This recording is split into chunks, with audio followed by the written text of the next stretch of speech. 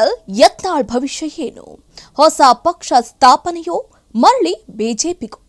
Basanagouda Patil Yatnal BJP ಪಕ್ಷದ fire brand ಅಂತಾನೆ ಗುರುತಿಸಿಕೊಂಡವರು.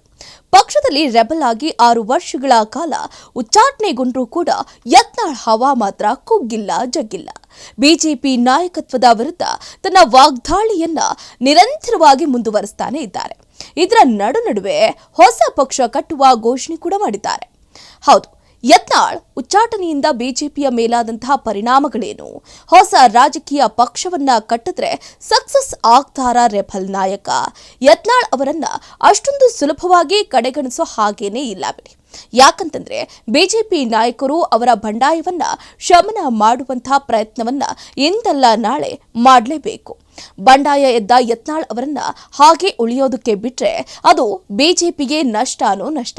ಚುನಾವಣಾ ಸಂದರ್ಭದಲ್ಲಿ ಯತ್ನಾಳ್ ಬಿಜೆಪಿಯಿಂದ ಹೊರಗಿದ್ರೆ ಅದು ಸಮಸ್ಯೆಯನ್ನ ಸೃಷ್ಟಿ ಮಾಡಬಹುದು.